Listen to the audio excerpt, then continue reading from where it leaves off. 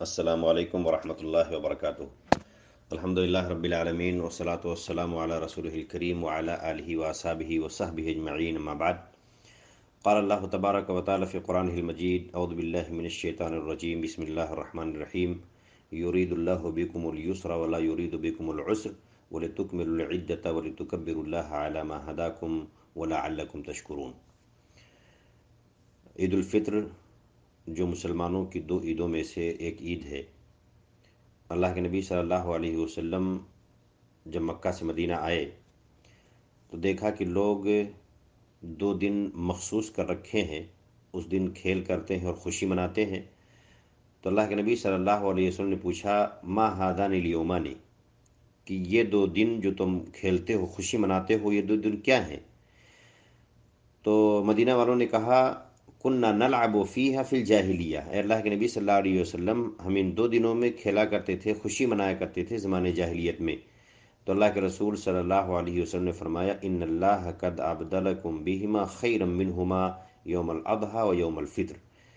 آپ نے فرمایا کہ اللہ تبارک و تعالیٰ نے تمہارے ان دونوں دنوں کے بدلے میں ان سے بہتر دن تم کو دے دیا ہے، اور وہ ہے عید الاضحیٰ اور عید الفطر۔ عید الفطر جیسا کہ قریب ہے، رمضان کے اختتام پر شوال کی پہلی تاریخ کو منایا جاتا ہے۔ تو عید الفطر کے تعلق سے میں کوشش کرتا ہوں کہ اس کے کچھ مسائل آپ لوگوں کے سامنے بیان کر دوں۔ تو سب سے پہلی بات، عید الفطر میں تکبیر کہنے کی ہوتی ہے، اور یہ تکبیر کہنے کا وقت عید کا چاند نظر آنے کے بعد سے لے کر کے جب امام نماز کے لیے نکل جائیں تب تک کہا جاتا ہے۔ عید کے تکبیر کے سیگے 2-3 طرح سے ہیں۔ ایک تو ہے اللہ اکبر اللہ اکبر لا الہ الا اللہ، اللہ اکبر وللہ الحمد، یعنی اللہ اکبر 2 بار کر کے، اور اس کو 3 بار بھی کر کے ہے۔ جیسے آدمی یوں کہے: اللہ اکبر اللہ اکبر لا الہ الا اللہ، اللہ اکبر وللہ الحمد۔ تو ان کو 2 بار اللہ اکبر اور 3 بار اللہ اکبر دونوں طرح سے کہنا درست ہے۔ اور ایک اور ہے اللہ اکبر کبیرہ والحمد للہ کثیرہ وسبحان اللہ بکرۃ واصیلا۔ تو یہ تکبیر کے کلمات ہیں جو عید کا چاند نظر آنے کے بعد سے لے کر کے عید کی نماز شروع ہونے تک مشروع ہے، اور مردوں کو چاہیے کہ ان کو بلند آواز سے کہیں، عورتیں آہستہ آواز سے کہیں۔ گھروں میں بھی، مسجدوں میں بھی، بازاروں میں، راستوں میں چلتے ہوئے ہر وقت کہنا مشروع ہے۔ عید کا مسئلہ نمبر 2 ہے کہ عید کے دن روزہ رکھنا حرام ہے۔ اللہ کے نبی صلی اللہ علیہ وسلم نے فرمایا ہے: لا صوم فی یومین الفطر والاضحیٰ، کہ 2 دن روزہ رکھنا جائز نہیں ہے، ایک یوم الفطر اور دوسرا یوم الاضحیٰ۔ تو ان 2 دنوں میں نہ تو نفلی روزہ کوئی رکھ سکتا ہے، نہ کوئی نظر کا روزہ رکھ سکتا ہے۔ اگر کسی کا روزہ قضا ہے تو اس کو بھی نہیں رکھ سکتا ہے، کوئی بھی روزہ نہیں رکھ سکتا ہے۔ عید کے دن نماز کے لیے جانے سے پہلے کچھ کھا کر کے نکلنا چاہیے۔ اللہ کے رسول صلی اللہ علیہ وسلم کے بارے میں انس بن مالک رضی اللہ تعالیٰ عنہ بیان فرماتے ہیں کہ کانا رسول اللہ صلی اللہ علیہ وسلم لا یغدو یوم الفطر حتی یأکل تمرات ویاکلہن وطرا، کہ اللہ کے نبی صلی اللہ علیہ وسلم عید الفطر کے دن نماز کے لیے نہیں نکلتے، عیدگاہ جانے کے لیے نہیں نکلتے، اللہ یہ کہ آپ کچھ کھجور کھا لیا کرتے تھے۔ وَيَأْكُلُهُنَّ وِطْرًا، اور اللہ کے نبی صلی اللہ علیہ وسلم کھجور کھاتے تھے تو وطر کھاتے تھے، تاک کھجور۔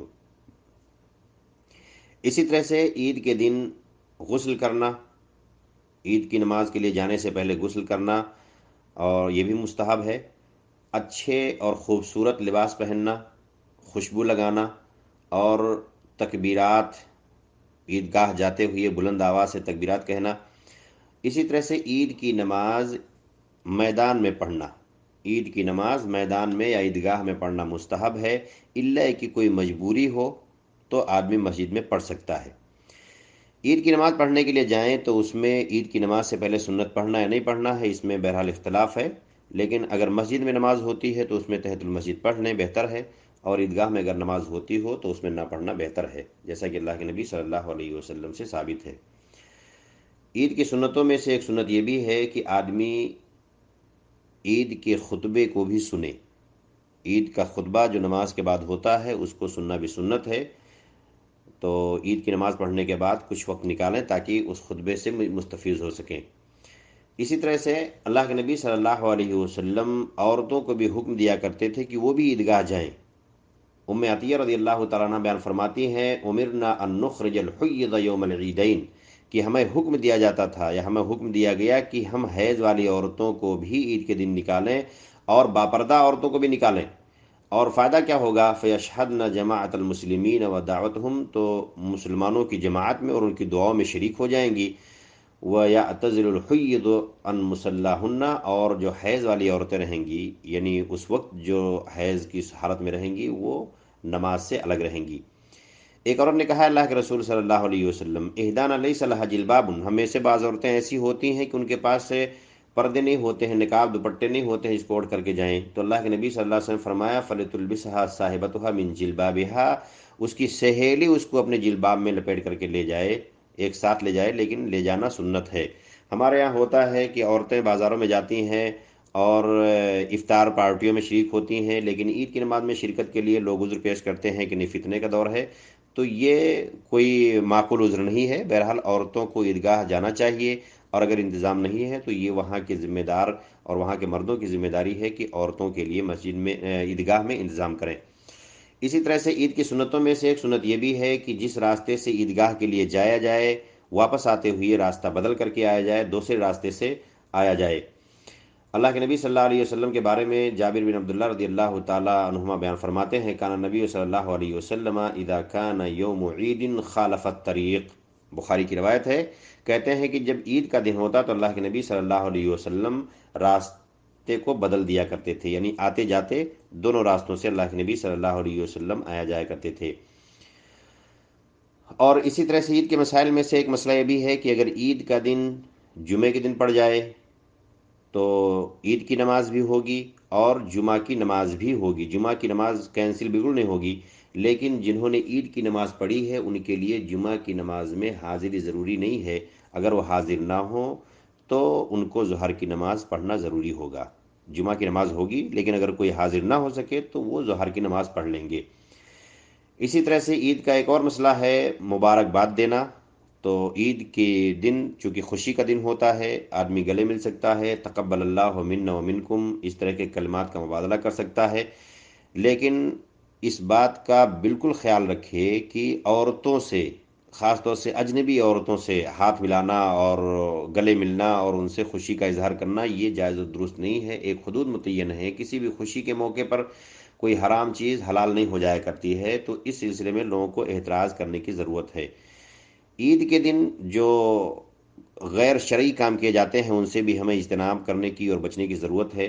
مثال کے طور پر عید کی پوری رات کو یوں ہی لایانی اور بیکار کاموں میں جا کر کے گزارنا، اور فضول خرچی کرنا، اور اسی طرح سے عید کی رات کو ایسے اذکار کرنا جو بدعات ہیں، جن کا شریعت سے کوئی تعلق نہیں ہے، ایسے اذکار کا اہتمام کرنا یہ بھی درست نہیں ہے۔ اور اسی طرح سے عید کے دن چونکہ عید کا دن ہے، چلو فلم دیکھتے ہیں، گانے سنتے ہیں اور ڈانس کرتے ہیں اور لہو و لعب کے اور منکرات کی جگہوں پر جاتے ہیں، یہ بھی مناسب نہیں ہے۔ اور مردوں عورتوں کے اختلاط کے تعلق سے میں بتا ہی چکا ہوں، تو یہ ساری احتیاط کر کے آدمی عید کی خوشی منائے۔ اللہ تبارک و تعالی ہم تمام لوگوں کو ہمیشہ خوش رکھے۔ اللہ سے دعا ہے کہ بار بار اللہ تبارک و تعالی ہماری زندگیوں میں اس طرح کی عید لائے۔ آمین۔ السلام علیکم ورحمۃ اللہ وبرکاتہ۔